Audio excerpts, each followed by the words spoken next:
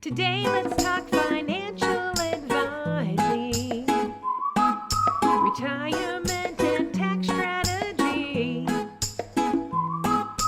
Where to put your money, the good, the bad, and the ugly. 'Cause today will help you build your legacy with the fly on the wall. Fly on the wall. Fly on the wall. Welcome, everybody. It is Two Ladies and a Margot, otherwise known as Fly on the Wall podcast. Hello, girls. What's up? Hello. We were just talking about our outfits before we got on. So those of you can see us, some of us are dressed in actual business casual today. Some of us are wearing leisure with sweaters on top. It works. It's whatever. We only have to be shown from the waist up, so whatever. And really, does anybody care? I don't think anybody really cares anymore what we wear, right? That's what I keep trying to tell them at school, too. Yeah. All right, we're talking about the tax cut window is closing today. So I think this is something that probably most people know, but maybe not.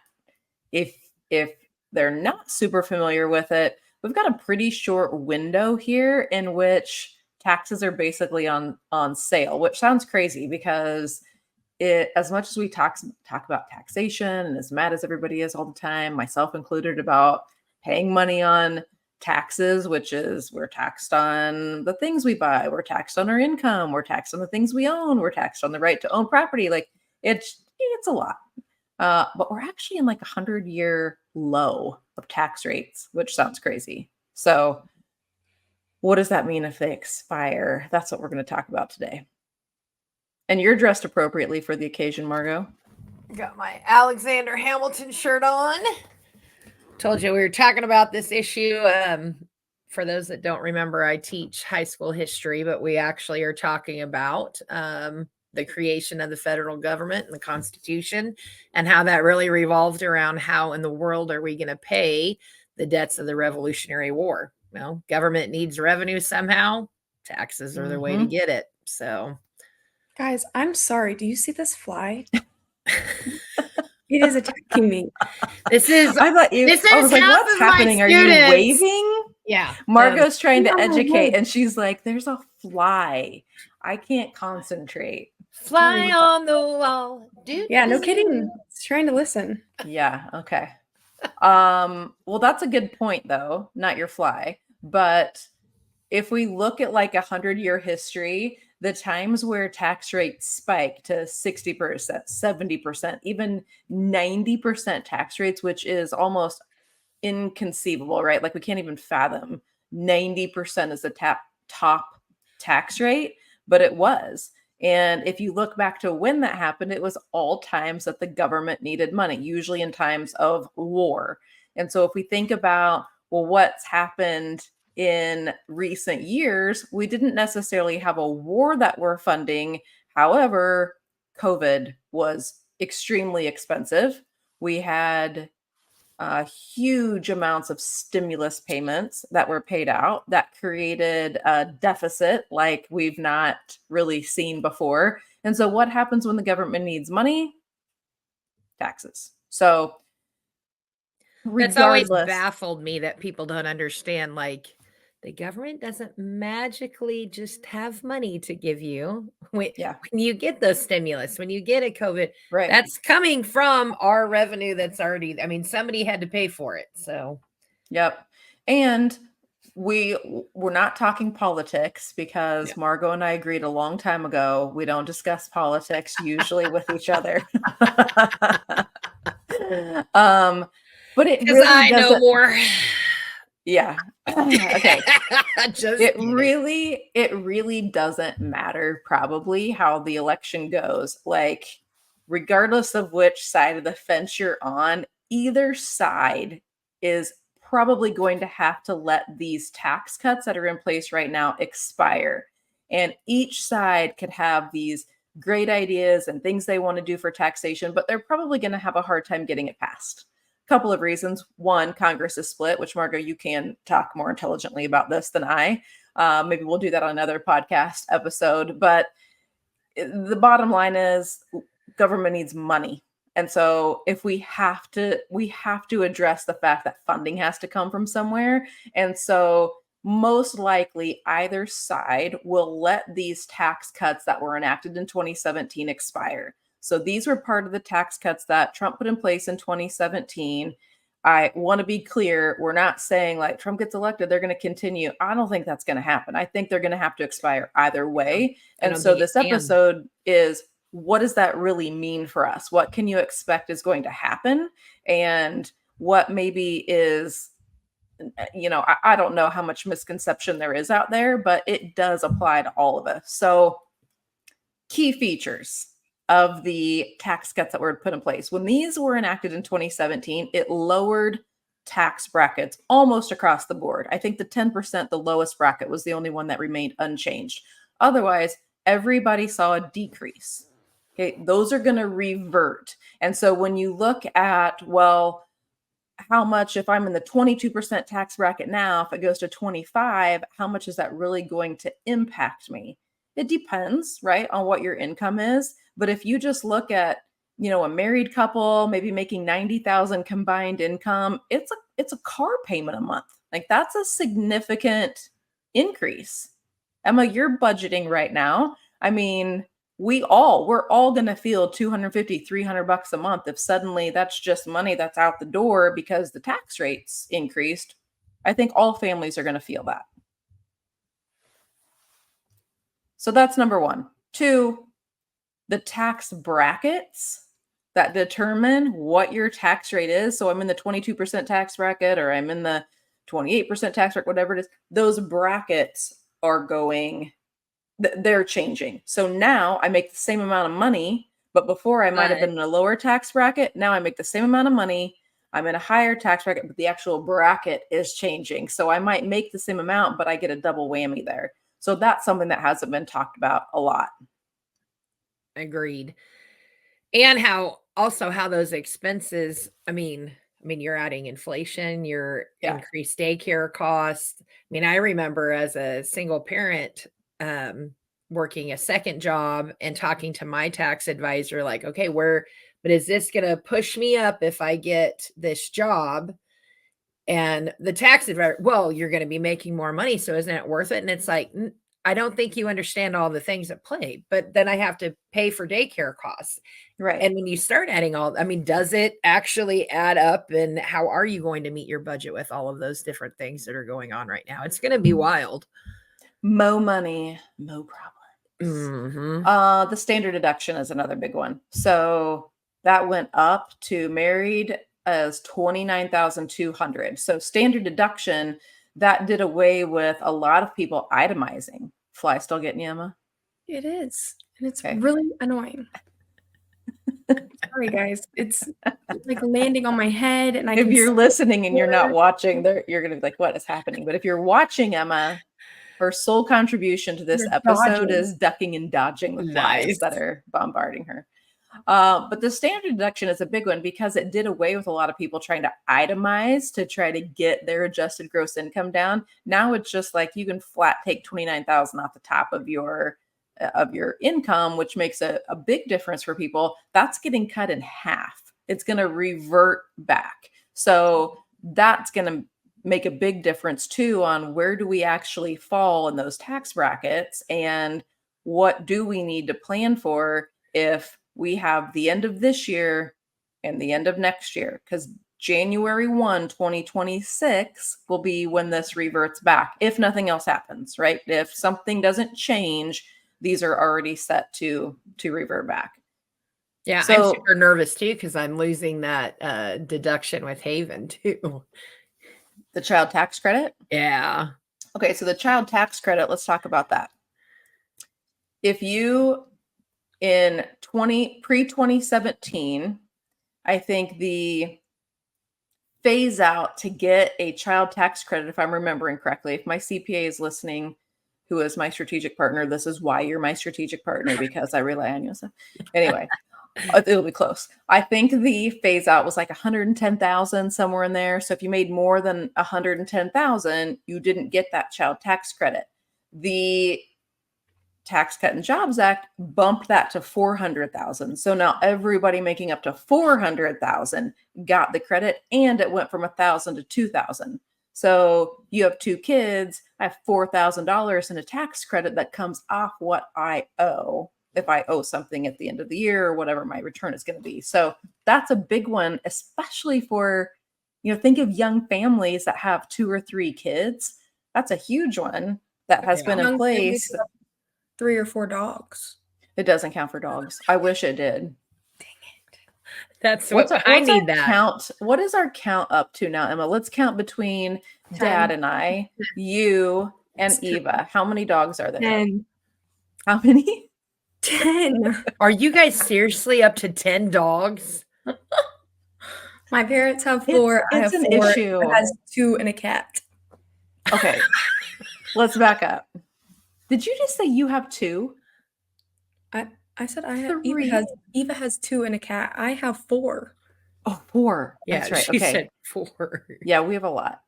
So in my defense, this is why you guys don't leave your home whenever possible. it's an issue. I mean, we've got an addiction. Ash had a husky fund since he was like 2 years old. So when our old bulldogs, Trick and Izzy, when they were old and we had to put them down, it was a good time. Ashton had just been saving all his little birthday money for a husky. So I convince Brad we should get Ashton a husky. No, Because- pause. They got Okay. Ashton a husky because he went into my parents' room and cried about it. He didn't cry about it, and he was so little and cute. Okay, he did cry. He cried a little bit. He's still cute. Yeah, He it was- was so he was cute. definitely- He said, Definitely. I know Dad's going to say no, and I just love her so much. And that was a done deal for me. I was like, well, you're my baby, so husky it is. Anyway, then we got Lucy, who Emma took with her. Because Emma stole Lucy from us, Brad had to get Moose. Then Emma was afraid we might take Lucy back. So somehow when I'm on vacation, I come back to Willie. So now we have 3 puppies. The last one was all me. That was mine. Rex was mine. But Emma, you just got a new puppy. So yeah, it's 10. We're ridiculous. Thankfully, we don't all live together still. And I just have my little Rona sleeping on the floor here. So it's probably fair that we say, in any given episode that we're having, all hell could break loose with dogs barking. So I think everybody just needs to be aware that could happen. We'll just have to pause till it settles down. So no, dogs don't count for the child tax credit, but that would be awesome. Maybe we could convince somebody to do that in the future. Yeah, we But should it is a big one. I think young families are going to feel the impact of that, especially when they've been used to it for, the last several years. That's probably made a big impact, and that's going to go away. Or, excuse me. And it's gonna even cut in half. my not young family, but mine's aging out, and now tax. I mean, Yeah. and somehow he costs more money now, even though he's technically an adult. Explain that one to me. How does that work, Emma? How does it work? I don't know. I'll tell you why Emma cost me more money. This right here. You're Fika! watching. We have a dog addiction and a tea addiction from Locker Room. Shout Which out clearly to this is not Locker Room. tea. It's like a neon color, which probably means I'm just drinking straight chemicals. I don't care. It's delicious. And I It told has Emma no when she sugar came in to it. work for me, it doesn't have any sugar. You don't get a 401k, but you do get Locker Room teas. So it's basically a wash. Evens out. It's a great financial advice right here. Trade your 401k for a tea every day. Same. Yeah. Okay. Another huge one.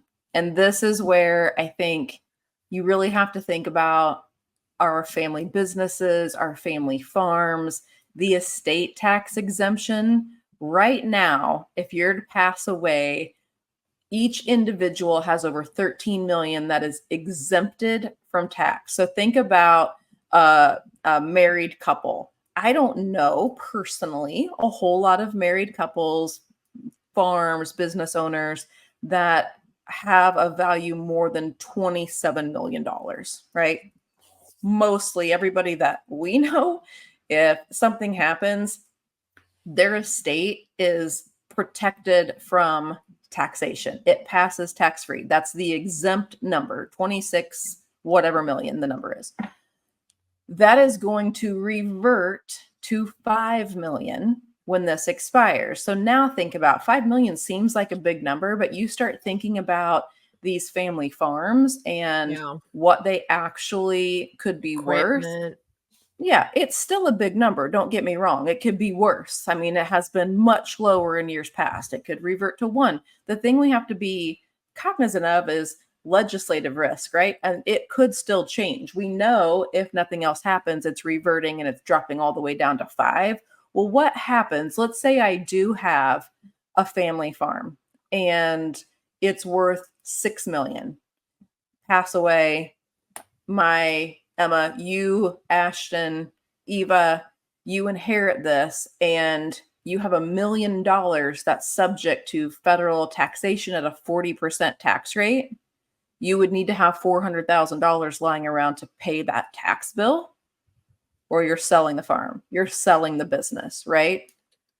So that is a scary thing for a lot of business owners, people that are really starting to think about transitioning assets or businesses or legacies to their family members. If we do fall into this area where we have a big tax bill due, well, what are we going to do? How are we going to pay that? Do we have to sell the business, sell the farm? Did I leave my beneficiaries with the burden of taking on this big loan, that they've got to get in order to just pay the taxes? That's scary. So that's a big one. I don't know anybody in those tax brackets and dollar amounts, but I know plenty of farmers that are. Yeah, you look at the equipment costs and all of that. Man, what a travesty if you lose a legacy like that. The final one that I'll mention is corporate tax rates. And I think this is where, general consumers, people think, well, that doesn't apply to me, right? That's big corporations. And so who cares if they got a tax break and it was, they were being taxed at 35% and now they're down to 21%. Why do I care if it reverts back and they're taxed? Well, what happens potentially when corporations revert back to being taxed at 35%? That impacts a lot of things. It impacts hiring practices potentially. It impacts profits. So let's think about hiring practices. Emma Cole, your boyfriend's been out, new graduate interviewing. We ran into a couple of companies right now that have put a hiring freeze on, and some that were, obviously looking to grow. But it could be a lot more likely, Margot, when Haven graduates. Is it next year? Is he going to graduate next year? He actually will probably graduate at the end of this year. Oh, geez. He's smart. He's a smart little cookie. He's a smart cookie. And a pretty awesome football player. Should we talk about the last football game and the video? We'll have to add a clip to the show notes or something. I don't know what we're talking about. You don't know the He's like his mom. He's like his mama in Ireland. We'll just say that. Oh, not the last game. I thought you said last game they didn't use it much. We're talking a couple games ago. Yeah. So there's a video that Margot sent to Brad and I, and I think it actually even goes to slow-mo, doesn't it? He gets the ball. They put it into slow-mo. Yeah. Okay. So envision this. He has the ball. He's got it tucked under his arm. He's running, dips his shoulder, and he grabs it. He takes his other hand and looks at the Emma. Who is he talking to? What would the position be? I don't know. Mom.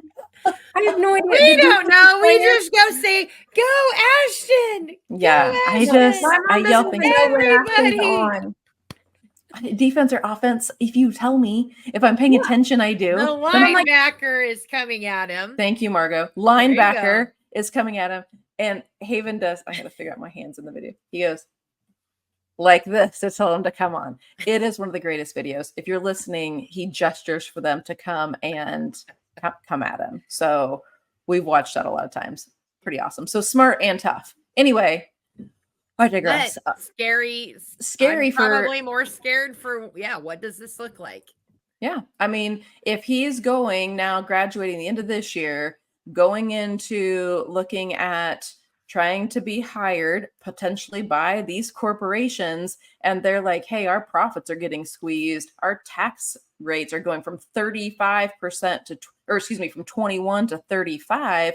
Maybe we're not going to hire. Maybe we're not going to invest as much. Maybe we're not going to, or invest as much into, growing the business or training new people or developing new products, all things that help our economy grow, right? Then we start to see unemployment or job growth slow. We start to see profits being squeezed from just the companies themselves. That impacts stock market.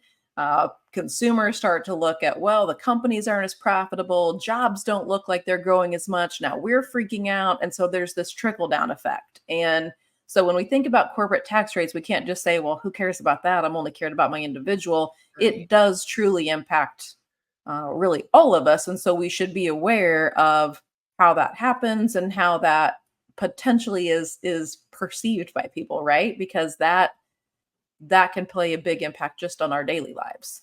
Absolutely. I can't imagine if he had to pay student loan debt on top. I mean, I'm so grateful for the fact that he has been a smart cookie and a good athlete, because imagine trying to pay student loans on that. But that's really also, any tariff, anything, like you guys, we're paying the costs on that. I mean, whatever's coming in, they're going to figure out how to pass it on the consumer. Right. Besides the fact you're talking about, job prospects shrink, all of that. It definitely is a trickle down effect. So I think, as we talk about all these things, it might seem very doom and gloom, and that's not necessarily the case, but I think we can be intentional with how are we structuring our assets? What kinds of things can we do now? How can we be proactive in planning for what I think we can probably all, just as a general population, agree will be higher tax rates in the future. I don't know that you're going to ask anybody, what do you think tax rates are going to do in the future? And somebody's going to say, oh, I think they're going down. I think general consensus and people understand they're likely going up. No matter who, even if we don't have, COVID stimulus to pay back or, this huge deficit, the government is going to continue to need money for things. We know we're in about 100-year low. And so somehow that has to be paid for. And regardless of what happens with the election this year, it's a split house. They're going to have a hard time getting either side passed. And so without getting new legislation passed, the default is these simply expire.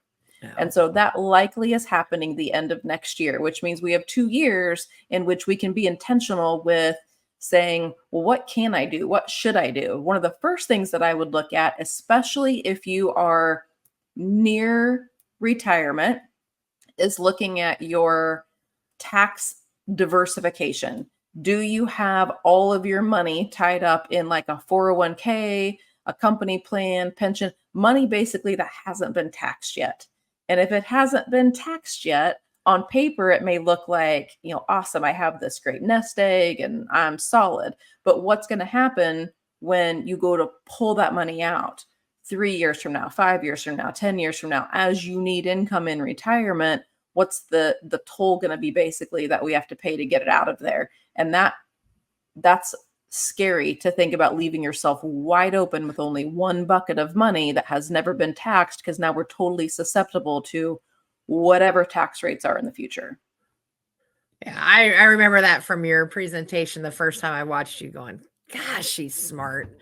It's something I just, you don't think about it. You go, oh, I put this money away, and you don't think about the tax that you will pay. They're going to get their money somehow. Yeah. And if you don't have it in, like you said in the presentation, the different buckets, making sure that you've planned for it. My history thing, like we're talking about the Revolutionary War, to have peace, to make sure you're good as you plan for war. So right now you need to plan worst case scenario and how to protect it.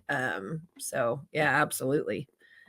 And if you're near retirement, I would say the 10-year window, 5 years before retirement, 5 years after, that's when we really start to get focused on like market risk, right? It should also be a time that you're really zeroed in on tax diversification. And the reason we say the tax cut window is closing is we've got a very small window of opportunity here, basically, to say, well, the only thing I control is when I pay taxes, not if, but when. And so if I want to be intentional with converting some of that money that's sitting in my taxable accounts, future taxable accounts, then maybe I want to look at converting to a Roth. Maybe I want to look at purchasing permanent life insurance. Life insurance gets kind of a bad rap because it gets missold. And I'm talking about permanent insurance here, not like the term insurance that young people get to, protect from mortgage or, things like that. I'm talking permanent insurance that builds cash value. The cash value in life insurance can be pulled out tax-free, and the death benefit is tax-free. So if we think about that family farm scenario again, well, one of the best ways to make sure that you have a big check coming to your beneficiaries to go pay the tax bill is spend a fraction of the money now, convert some of that qualified money to a permanent life insurance policy, and have a big tax-free death benefit that gets paid out to the people to keep those family businesses, the family farms. It doesn't even have to be for those people that would fall above the estate taxation. It could just be for, hey, I want you to have a legacy here that's going to come to you that's going to be tax-free and not just inherit all these accounts that have never been taxed. Somebody's going to have to pay taxes on it. If it's your kids, guess what? They're probably at a higher tax bracket than you. So all that money that you put away, there are three beneficiaries. It is your family, your friends. Let me back up. Family or friends, charities, Uncle Sam. Those are your three. And there are usually one of those that we want to cut out. So we've got to be thinking about, what can I do right now to be intentional? What are my options? How can I structure taxes being on sale here for the next year and 3 months? Young people, Emma, you and I have talked about this a ton. You've got an opportunity. I thought you were about to say you and I, the young people, and I was like, down there maybe. But okay, continue. Rude. You younger people, one of the things, Margot, that you and I didn't have, when we were starting out, most employer plans didn't give us an option for a Roth, right? That's been something that's happened in the last few years. But we spent probably, the first decade, maybe 15 years, and some people still only have the option with an employer plan to do that pre-tax money. That's where you get this big bucket of money that's never been taxed. If you're younger and you do have an opportunity to start building up that Roth account, I would encourage you to do it. Now, I say that with the caveat that you can't just make that recommendation with blinders on. We have to look at what your actual income is. We have to look at, would you have been better off to take the tax deduction rather than, put it in the tax free? Maybe it's a split. But that's something that you can look at doing just so that you don't fall prey to this in the future. And you do have these tax diversified buckets of money in which you can pull from. And that's where you'll best position yourself, that no matter what happens with taxation, it's ideal to have a bucket of money. Roths are a big one there. Permanent life insurance. There are muni bonds and things like that you can do that's tax-free, but having something to pull from that is totally immune to whatever happens with future taxation. That would be ideal. So I think those are the big ones to look at being intentional with. Absolutely, which is why you're partnered with your CPA, but I'm partnered with you, sister. Because I remember when you're like, "Well, what are you doing for this?" I'm like, I don't know. I did what they told me I could do, and then you've brought me into the promised land a lot more. Well, speaking of partnering with CPAs, here's what I think is really frustrating for a lot of people. Their financial advisor or their investment advisor and their CPA don't talk. And so your financial advisor will say, well, I don't give tax advice. And so if you look, you probably have a disclaimer on everything they do for you that says, by the way, I don't give tax advice. This is not tax advice. Consult a tax professional with any decisions you make. You go to your CPA and they're like, we don't do financial advice. And so you have two very important people in your life helping you make decisions that are not communicating together at all. That is not an ideal situation. And that's where things happen where we're just not on the same page. So everybody had good intentions, most likely, but everybody worked, in their little bubble. And so that's really where that holistic planning comes from. It's why we have CPAs. It's why we work with CFAs. It's why we have our team of attorneys so that we're addressing everything together and we're not just making recommendations specific to one area and not looking how it impacts everything else in your financial life. So hopefully that wasn't just too much too fast. Hopefully the takeaway from this isn't just high net worth people that are impacted. It's not just corporations. We don't care. There are some very specific things that are happening to individuals. There are some things that you can do to be proactive. But if you feel like your only takeaway from this was, I don't know what the heck they just talked about, but it sounds like I need a plan, that's okay too. You can call us. So Emma, what's the best number to reach us at if somebody's listening, they have questions? It will be in the... You don't remember it either. I'm going to say it, but it is 620-765-6456. I can never remember it because it's not my cell phone and that's what I use. I was going to say, forever. I can do your cell phone right off my memory. I know my own number, but Yes, the number that we have. My number. That's true. I don't know your number. It's because we all got spoiled with just hitting names and phones. And so I don't ever have to look up a number anymore. Speaking of new numbers, though, very exciting. The office is almost ready. We went down and looked at it today. We have exit signs. Wow. We have stereo systems. We have lights. Switches. We have cameras. We don't have floors yet, but it's getting there. So we're really excited. That's Hopefully in the next month or so, we'll be coming to you from the new office, which will be fun. All right, ladies. Okay. Thank you for joining. Listeners, thank you for listening to our fly swatting and our tea recommendations. We are going to be back next week. More good info. We appreciate you hanging in there with us, and we'll see you next time. Thank you. See ya. Bye. That wraps up another episode of the Fly on the Wall podcast. Join us next time as we continue the conversations and bringing you behind the scenes in the world of finance. And don't forget to stay connected with us on your favorite social media platforms and subscribe wherever you're listening to podcasts so you don't miss an episode. And we will see you next time. All matters discussed during this show are for informational purposes only. Opinions expressed are solely those of Iron Horse Financial Services and staff. All topics covered are believed to be from reliable sources. However, Iron Horse Financial Services makes no representations as to its accuracy or completeness. This commercial shall in no way be construed as a solicitation to sell securities or advisory services to residents of any other state other than Kansas or otherwise permitted. Topics should be discussed with your financial advisor prior to implementation. Advisory services offered through Iron Horse Financial Services, a registered investment advisor in the state of Kansas. Insurance products and services are offered through Iron Horse Retirement, an affiliated company. Iron Horse Financial Services and Iron Horse Retirement are not affiliated with or endorsed by the Social Security Administration or any other government agency.